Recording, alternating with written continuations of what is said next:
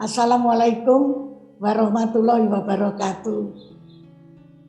Saya pertama-tama mengucapkan terima kasih kepada Keraton Yogyakarta yang telah memberi kesempatan kepada saya untuk berbicara dalam forum yang sangat istimewa ini.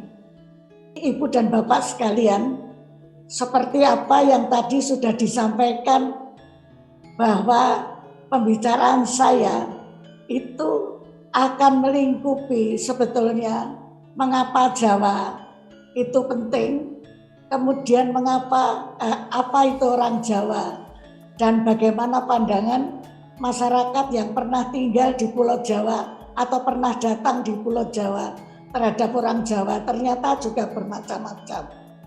Namun saya di sini akan masuk langsung pada makanan orang Jawa, bahwa sebagaimana orang-orang yang lain, bahwa makanan itu tidak sekedar dipakai untuk melanjutkan kehidupan, mengisi perut, akan tetapi orang Jawa juga mempunyai makanan yang fungsi dan perannya itu sangat bermacam-macam, sehingga makanan ini memang mempunyai makna simbolik untuk berbagai kondisi sosial, budaya, bahkan politik. Nah, saya akan sedikit mengingatkan kepada hadirin sekalian apa yang dimaksudkan makanan itu memiliki arti simbolik untuk berbagai kondisi. Pertama-tama, kalau seseorang akan pindah rumah atau menempati rumah baru, itu akan ada selamatan yang tentu saja ada makanan untuk menyampaikan pesan saya ada di sini. Kemudian berikutnya, makanan ini juga dapat berfungsi untuk melakukan komunikasi yang tua dan kepada yang muda atau sebaliknya, dari seseorang kepada tetangga sekitar pada waktu-waktu tertentu. Orang Jawa menyampaikan ketan kola apem tiap bulan ruah untuk mengingatkan ini waktunya kita membersihkan makam leluhur. Dan kemudian menjelang bulan puasa atau Ramadan. Kemudian makanan juga merupakan suatu penyampaian pesan-pesan tertentu. Jadi misalnya katakanlah saya ingin minta maaf, dapat mengirimkan sebuah tumpeng berwarna biru yang disebut tumpeng Kapuranto. Makanan juga dapat memberikan ajakan kepada kita semua untuk mengikuti suri toladan Nabi Muhammad Shallallahu Alaihi Wasallam bagi Muslim dengan nasi gurih dan ingkung yang posisinya seperti orang yang sedang bersujud. Kemudian lebih jauh lagi makanan juga dapat digunakan untuk menyampaikan pesan-pesan tertentu. Orang Jawa mempunyai belasan tumpeng yang dipakai untuk mohon doa, harapan, keinginan agar supaya masa depannya seperti yang dicita-citakan. Lebih jauh lagi makanan juga merupakan sarana diplomasi untuk memecahkan masalah yang sedang dihadapi. Masalah itu akan menjadi cair manakala di meja tersaji hidangan yang sama-sama diinginkan dan sama-sama memuaskan bagi yang menjamu maupun yang dijamu. Demikian juga makanan dapat mencerminkan atau mengatakan martabat seseorang. Kita contohkan sedekah raja itu berbentuk sebagai gunungan yang masih berlangsung hingga kini dari sejak zaman dahulu kala. Demikianlah maka makanan itu juga dapat digunakan untuk berbagai keperluan. Seperti tadi di depan saya sampaikan bahwa di Jawa ini pernah mampir tinggal, bahkan ada bangsa yang beratus-ratus tahun ada di Indonesia dan mempengaruhi makanan orang Jawa. Uniknya pengaruh tiap-tiap bangsa itu berbeda-beda. India misalnya, itu dapat kita lihat jejaknya dengan aneka tumpeng yang dimiliki orang Jawa. Kemudian orang Tiongkok, ini makanannya menjadi bagian dari 7 lauk pauk yang selalu menyertai acara selamatan orang Jawa, yaitu mie goreng dan capcay. Itu pasti ada. Kemudian bangsa Arab, ini juga dapat masuk dengan baik. Kalau seorang keluarga memiliki seorang bayi, seorang anak, maka akan menyelenggarakan kegiatan akikoh yang tidak lain memasak daging domba atau kambing. Kemudian pada 1000 hari meninggalnya seseorang juga dilakukan selamatan yang komponen lauk pauknya ada sate dan gulai seperti itu. Bahkan di kalangan masyarakat, restoran yang berbau gulai dan sate ini juga sangat banyak. Jadi itu ketiga bangsa yang masuk dengan baik. Nah, karena saya bertugas untuk berbicara di era kolonial, maka pengaruh Belanda atau pengaruh Eropa itu akan sangat banyak terjadi karena mereka berada di antara kita panjang sekali waktunya. Saya memaksudkan di sini orang Jawa itu sebetulnya meliputi 3 kelompok besar, yang 2 kelompok hanya akan saya bicarakan sepintas lalu, tetapi 1 kelompok yang lain akan saya bicarakan agak detail. Kelompok yang pertama itu adalah kelompok menengah ke bawah. Ini yang paling banyak saya kira, dan kelihatannya tidak terpengaruh dan tidak tersentuh pengaruh budaya makan Belanda atau Eropa. Kemudian kelompok yang kedua itu saya sebut dengan kelompok priayi yang ada di pesisiran di daerah pantai utara Jawa dan orang-orang Jawa yang bekerja pada kantor-kantor pemerintah Hindia Belanda. Mereka relatif bergaul baik dengan masyarakat Belanda. Masih ada kelompok kecil yang juga termasuk dalam kelompok ini.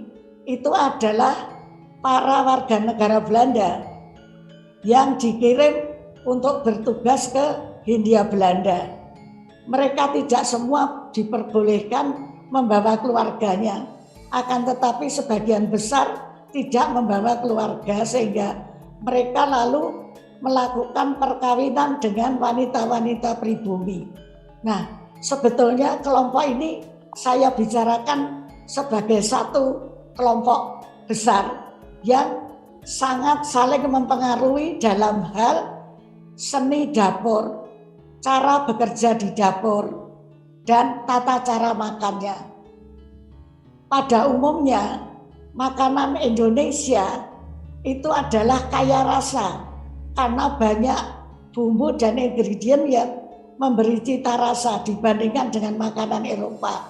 Maka terjadilah saling silang.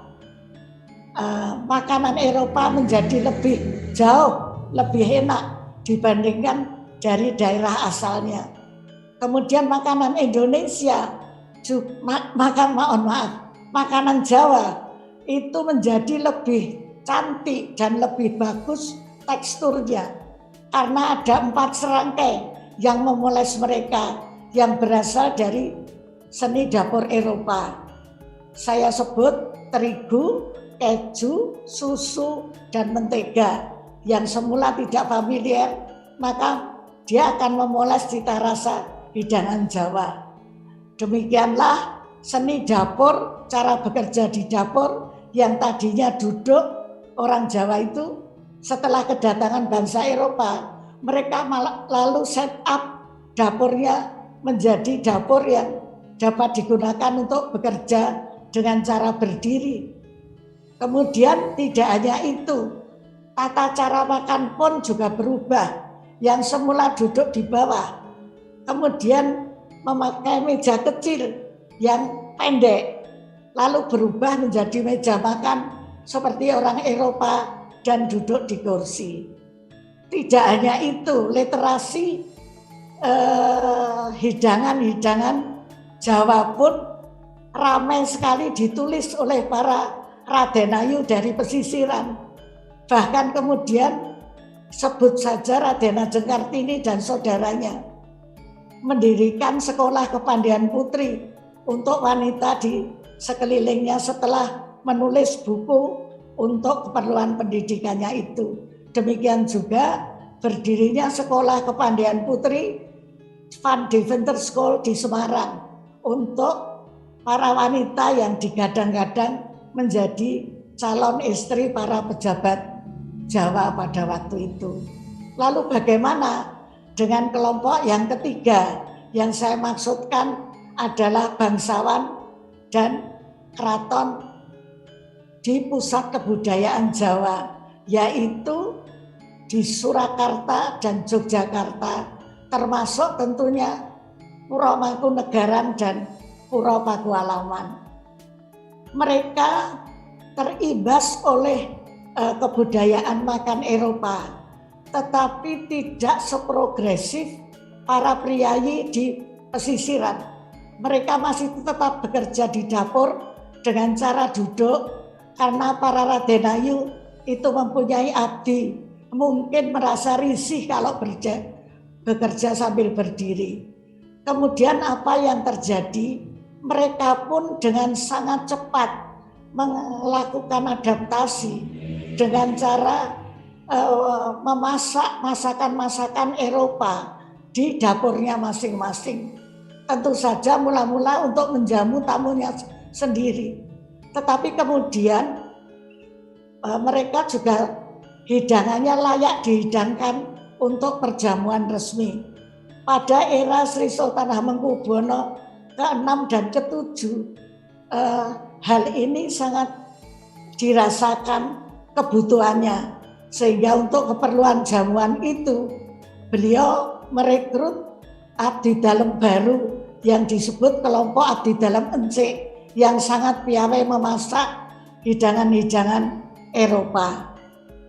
Lebih lanjut, saya mempunyai bukti tertulis bahwa para Radenayu dan abdinya itu sangat adaptif dalam seni dapurnya, karena ternyata di Pura Mangkunegaran ditemukan buku cara memasak macam-macam makanan. Ada makanan Eropa, ada makanan Tiongkok, ada makanan Jawa, dan ada juga makanan yang campur-campur, artinya makanan Jawa dengan bumbu, makanan Eropa dengan bumbu Jawa atau sebaliknya. Nah, buku tersebut diterjemahkan atau dialih aksarakan karena tulisannya masih tulisan Jawa dan diperbanyak di Yogyakarta karena mungkin pada waktu itu yang ada percetakan di Yogyakarta. Nah, dari buku itu kita dapat mengetahui bahwa di dalam perjamuan-perjamuan yang diadakan di Keraton Yogyakarta itu memang macam-macam makanan dihidangkan dan memberikan pesan-pesan tertentu dalam suatu perjamuan. Saya akan menguraikan sedikit lengkap, mudah-mudahan tidak sampai disemprit oleh Mbak Sofia. Tentu saja ada minuman, ada kudapan basah dan kering, ada makanan utama, kemudian ada makanan, ada lauk pauk dan puding. Nah, ini adaptasi yang dilakukan dengan cepat untuk perjamuan di Keraton Yogyakarta. Kita lihat minuman. Minuman akan saya jelaskan hanya 4 macam minuman saja, yaitu minuman teh panas, kemudian limonade, kemudian bir, kemudian anggur merah.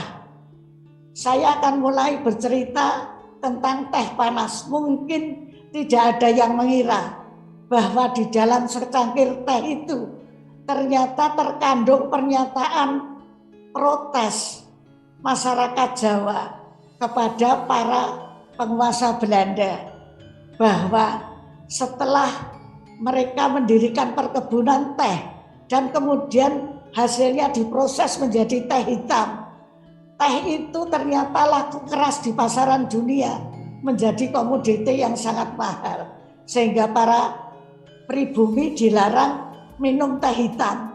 Tapi tidak kurang akal, rakyat di sekitar perkebunan dan orang-orang di pantai utara Jawa Tengah dan pegunungan menoreh di Jawa Tengah Selatan ini membuat teh gaya mereka sendiri yang mereka sebut teh kampung atau teh rakyat.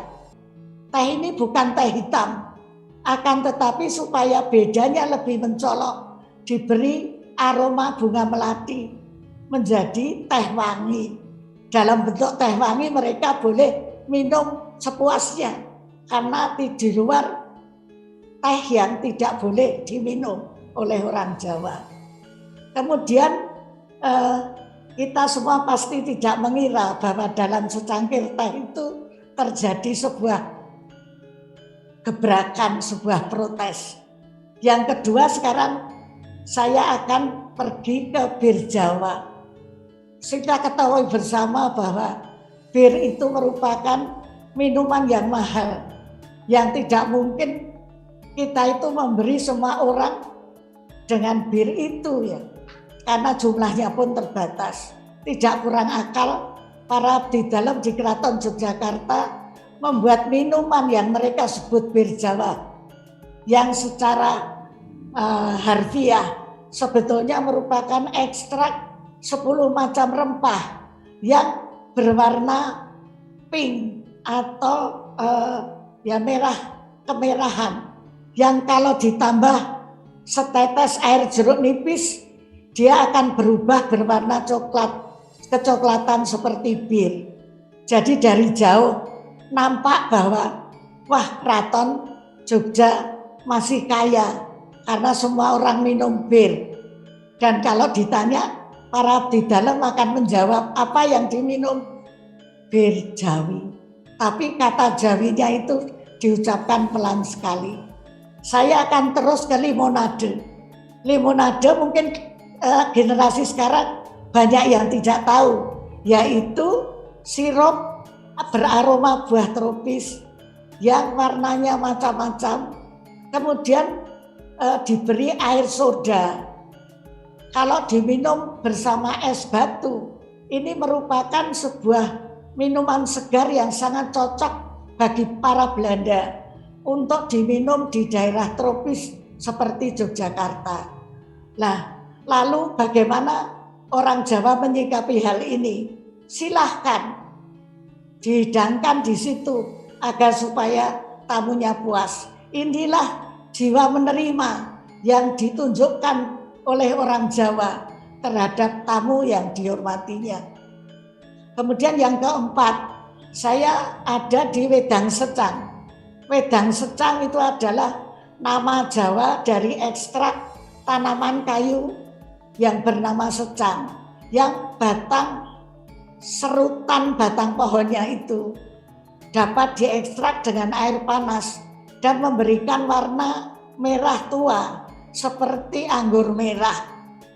Nah, Wedang Secang yang juga diberi bumbu cengkeh dan kayu manis ini merupakan penyamaran dari anggur merah yang sebetulnya bagi kebanyakan orang Jawa yang Muslim ini tidak diperbolehkan meminum minuman beralkohol seperti orang-orang Eropa, di samping harganya juga mahal.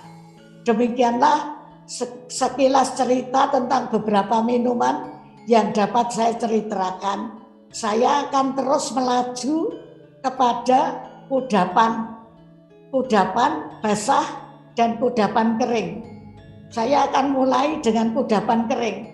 Ada 3 kudapan kering yang dari dulu hingga sekarang tetap sebagai suguhan pada hari-hari penting orang Jawa, yaitu apa yang dalam bahasa Belanda disebut ananas tartjes yang manis beraroma, kastengels yang panjang-panjang dan gurih, kemudian ada katetong yang terjemahannya adalah lidah kucing yang manis.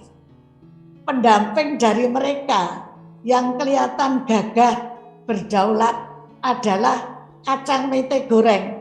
Kacang mete goreng ini juga terlihat selalu ada di dalam perjamuan. Nah, ini satu-satunya makanan kecil Jawa yang tetap berdaulat seperti apa adanya, bertengger bersama makanan kecil atau kudapan kering dari Eropa. Masih ada kudapan basah. Yang dialami kudapan basah ini sangat menguntungkan karena beberapa kudapan basah yang akan saya sebut di sini seperti kroket, risoles, pastel, dan kue sus. Ini merupakan kue-kue yang cocok kebetulan bagi lidah Jawa. Kecuali keju sering dipisahkan dari kroketnya. Kemudian 4 macam kue ini sampai sekarang pun masih tersebar secara luas sekali di antara orang Indonesia ya. Kalau saya mengatakan Indonesia sudah seperti sekarang, tapi sejak dulu orang Jawa pun sudah bisa menerima. Lalu orang Jawa atau di seni dapur para bangsawan di pusat kebudayaan ini mempunyai kue istimewa yang disebut roti jok. Saya tidak tahu kenapa dikatakan demikian. Ini adalah sebuah kreativitas dari para Radenayu untuk menunjukkan kepiawaiannya membuat roti yang tidak menggunakan terigu tapi menggunakan 100% tepung beras yang kemudian dipanggang seperti halnya roti. Pada saat setengah masak maka dimasukkan semur lidah atau semur ayam, kemudian ditutup lagi, kemudian diberi api panggangan dari atas. Nah, keterampilan luar biasa ini untuk menunjukkan kepiawaian para Radenayu menciptakan kuliner kreatif yang tidak kalah nikmatnya dengan roti isi atau piknik roll dari Eropa. Masih ada satu kue lagi yang diberi nama Jawa Sangga Buwana.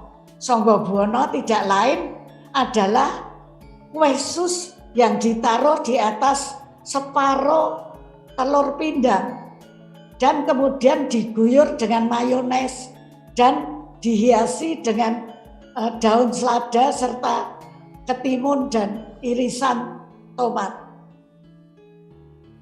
Eloknya kedua macam kue ini tidak lalu secara otomatis tersebar keluar dari keraton, tetapi roti jok tidak keluar sama sekali. Sangga Buwana keluar beberapa saat pada kelompok masyarakat tertentu yang menginginkan. Inilah uniknya kreasi seni dapur para bangsawan di pusat kebudayaan. Masih ada lagi yang perlu saya ceritakan soal kreativitas seni dapur Jawa dan Eropa, yaitu apem mustaka. Apem mustaka ini dibuat di Keraton Jogja hanya untuk keperluan yang sangat khusus dan religius, yaitu hanya dibuat pada waktu hari ulang tahun Sri Sultan atau pada memperingati Jumenengan Dalem. Dan istimewanya apem mustaka ini itu dibuat oleh permaisuri dan para putri sultan yang para putri sultan di Keraton Yogyakarta. Karena dibuatnya banyak sekali, kalau ada yang harus membuat, haruslah mereka yang sudah suci yang membuat apem ini. Di sisi lain, para ratu dapur Belanda punya seni membuat kue spekkoek atau kelapis legit itu yang asli Belanda, tetapi menggunakan bumbu rempah Nusantara, kayu manis dan cengkeh.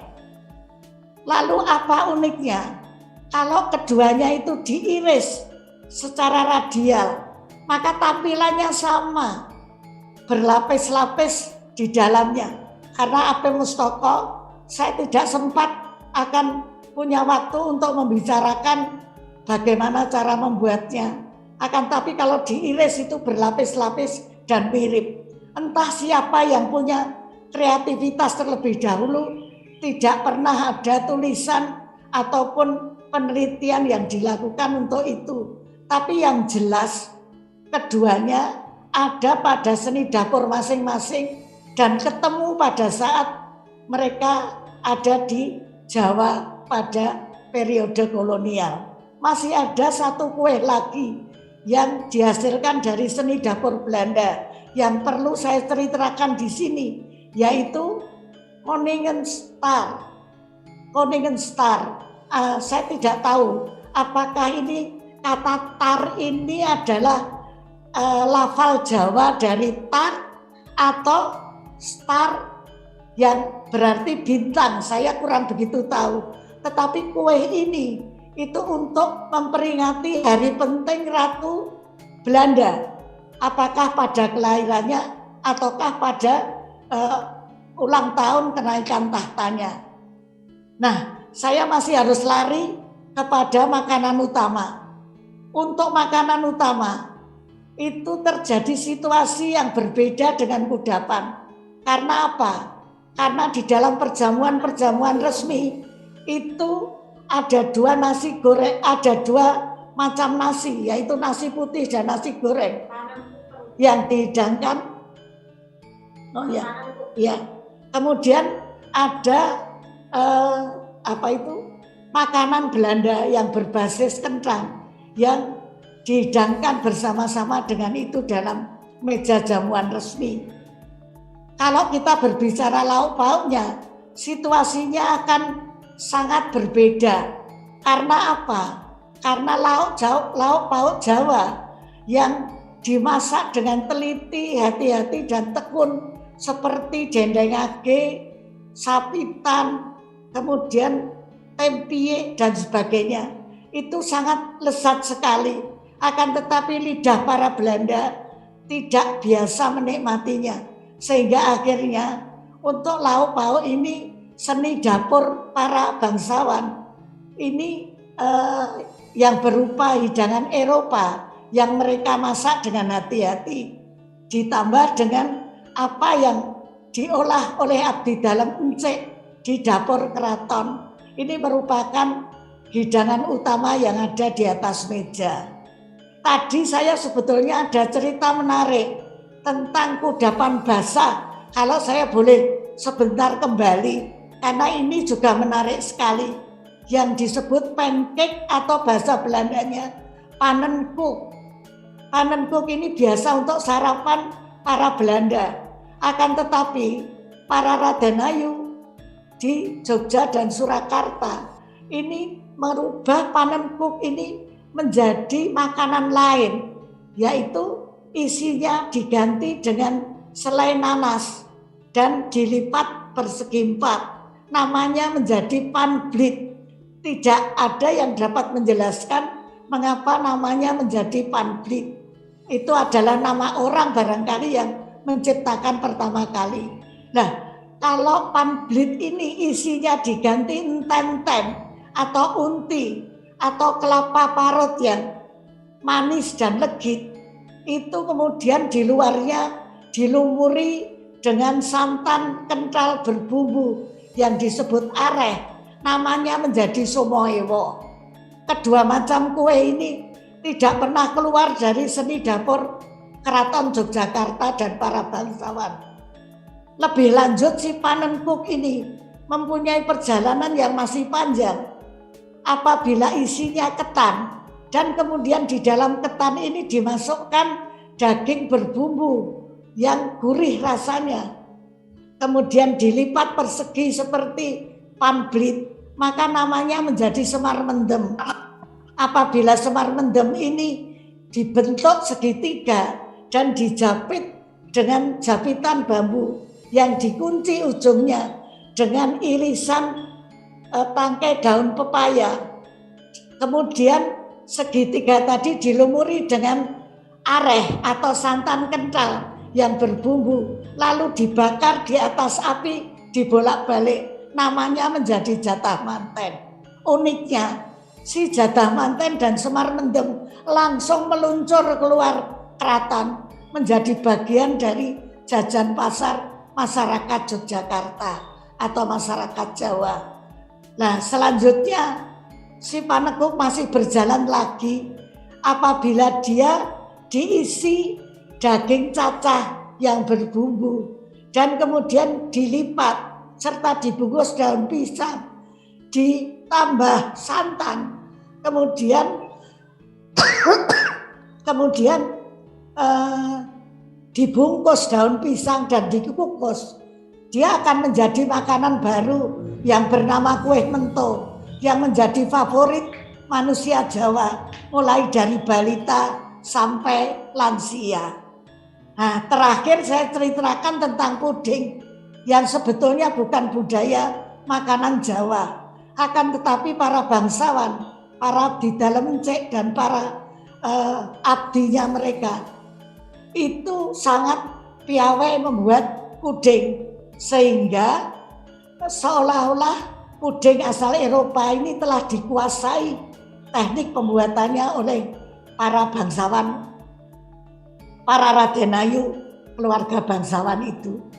Nah, dengan demikian dapat saya ceritakan pula bahwa hampir semua puding itu namanya adalah nama-nama Eropa, seperti yang gambarnya dapat diperlihatkan di sini. Hanya ada 2 puding yang bernama Jawa, yaitu Manuk Enom dan yang satu lagi Rondo Topo.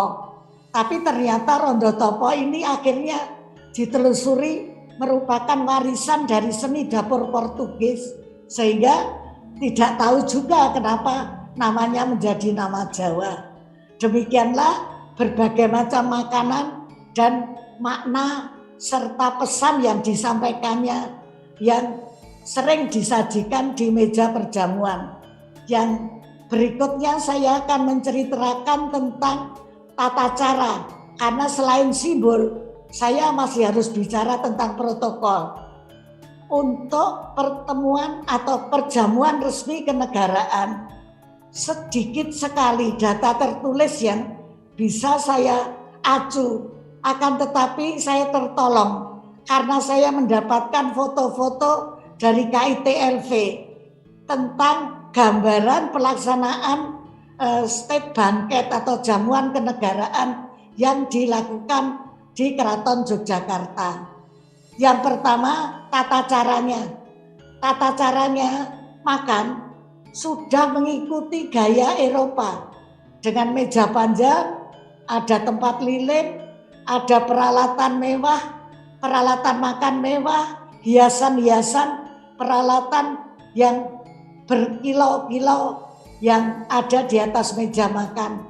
Kemudian makanan yang melimpah ruah yang terdiri atas berbagai hidangan itu tadi.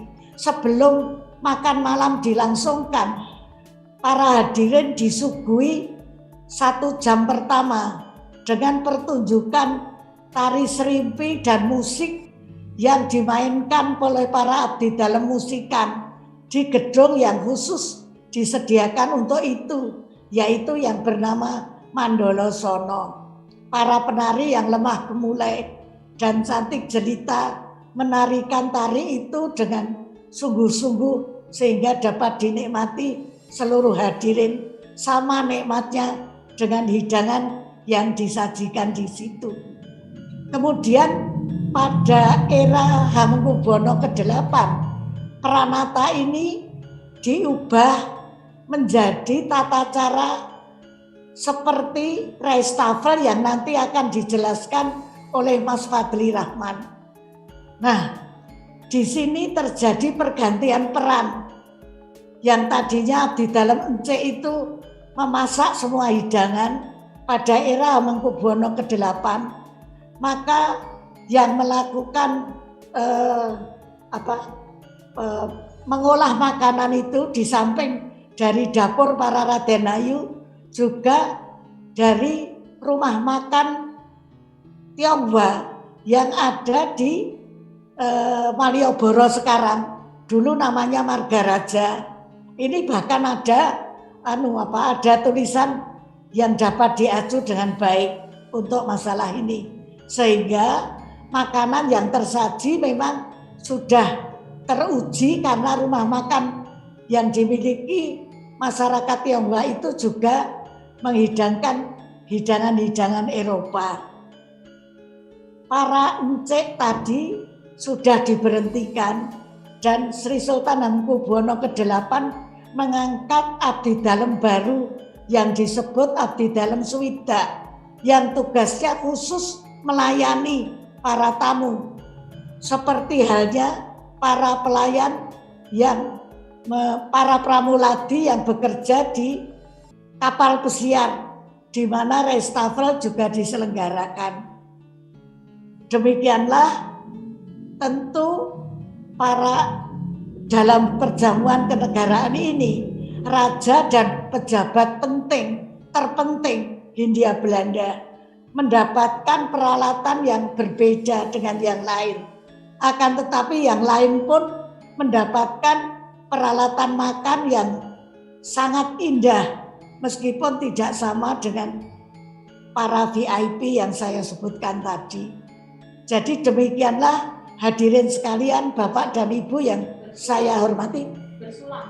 Oh ya, masih ada yang lupa yang penting untuk diingatkan oleh asisten saya. Ini adalah setelah makan perjamuan selesai, ada tradisi yang diadopsi oleh Keraton Yogyakarta, khususnya oleh Sri Sultan Hamengkubuwono ke-8. Saya ditolong oleh foto yang saya dapat dari KITRV. Dapat dilihat di situ bahwa Sri Sultan mengadakan acara bersulang yang tidak dimiliki oleh tata cara Jawa. Namun demikian saya sebutkan di sini, dalam jamuan-jamuan makan yang lain di Keraton Yogyakarta, hal-hal yang tradisional masih juga berlangsung dengan baik. Mungkin karena tidak ada waktu, saya cukupkan sekian. Mudah-mudahan dengan uraian saya tadi jelas bahwa banyak arti simbolik dari makanan yang dihidangkan dan berbagai tata cara dianut dan ditetapkan dalam rangka untuk menangkap perubahan-perubahan kondisi sosial, ekonomi, politik pada waktu itu. Hal ini terjadi karena memang makin lama pemerintah Hindia Belanda juga makin sulit untuk memenuhi kebutuhannya, karena mereka makin terpepet juga oleh kondisi yang mendekati Perang Dunia Pertama. Kemudian para sultan di Jawa juga menghindari tekanan yang lebih berat, makin lama makin berat dari pemerintah Hindia Belanda. Karena itu lalu dilakukan simbol-simbol untuk menyesuaikan dan memperlihatkan kemauan yang keras untuk berkolaborasi tanpa merugikan kepentingan masing-masing. Demikianlah tata cara dan makanan yang dihidangkan telah mampu menangkap dan kemudian merubah situasi dan kondisi masyarakat pada saat itu. Terima kasih. Wassalamualaikum warahmatullahi wabarakatuh. Terima kasih.